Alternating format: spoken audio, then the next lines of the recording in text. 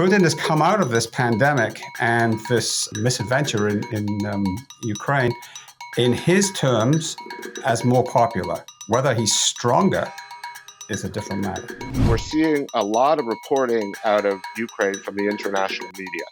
That is all made possible by Ukrainian journalists. Russia, their propaganda machine is at full throttle. We're seeing what information control is in this era. What do you think about what's happened with Russia since the invasion? And now it looks like the polls at least are showing that Putin's approvals ratings are up. I don't know if that's real or not. For me, it's very hard to understand what's really going on.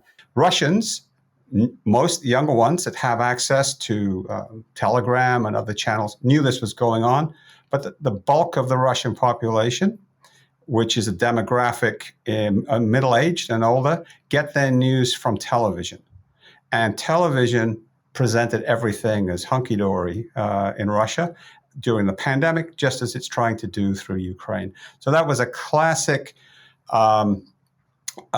dictator's kind of way of doing it. Bring in repressive legislation, churn out propaganda, and crack down on anyone who tells a different story from the one that you want out there. Maybe you guys could talk a little bit, or Joel, about the new kind of ways or mechanisms they're using to suppress ideas or cause confusion. Let me first say this is typical. Let's face it, democracies were in disarray. The United States was in disarray. Europe was in disarray. They were really polarized and divided. China, was ascendant in a certain way because they managed to control COVID, even though they did it in very draconian ways, which I'm sure we'll talk about. So it's not impossible that Putin, felt very emboldened in this sort of, as we emerge from the pandemic or the most acute phase, looking at what, feeling that he was more in control domestically and that the West was in disarray.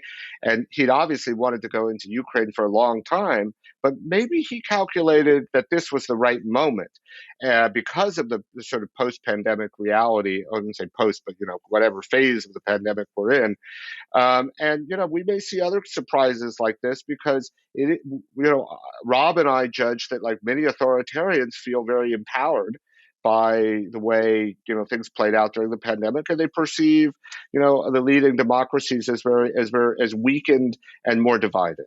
Is there anything that was like the most kind of surprising thing or alarming thing about that's happening right now now with the war?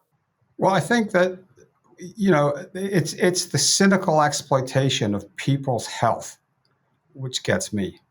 And you talked about Putin's approval ratings. They were in the toilet before the pandemic, right? And during the pandemic, it's very difficult in Russia to get genuine opinion polls. If I call you up on a landline and say, "What do you think of Comrade Putin?" You're not going to tell me. It was clear that people were losing trust in him. And he sees the way that the United States is bungling the response to COVID. Putin built a narrative that Russia was winning. And when it suited him, he would say, for example, if Viktor Navalny, the dissident, wanted to have hold a rally or a demonstration, no, you can't gather because of COVID restrictions. But at the same time, he got 80,000 people put it into a football stadium and held a rally to laud Russia's response and the rollout of the first vaccine, the Sputnik V vaccine. So, he was able to use the disarray in the West to bolster what he was doing as something that showed how good the Russian system was. And rolling on that, he was able then to reach these great heights in Ukraine of popularity by, again, building a narrative that everybody is out to get Russia, and we have to stand strong. And so Putin has come out of this pandemic and this misadventure in Ukraine, in his terms, as more popular. Whether he's stronger is a different matter. It's a sad moment for journalism over there. Oh yeah, we've spent years fighting for the rights of Russian journalists when they were under siege and making so many trips to Russia to support them and engage with the government. And all the journalists we defended over years and years are in exile now. They've had to leave, so that space that was so limited already is now been annihilated. On the other hand, it's interesting what's happening in Ukraine, where there was a strong, but small and somewhat marginal, independent media, and the information environment in Ukraine is very much, kind of aligned with the war effort. But there's, it's interesting to see how agile these journalists are, and they're also doing an amazing job. Ukrainian journal, let's also recognize we're seeing a lot of reporting out of Ukraine from the international media.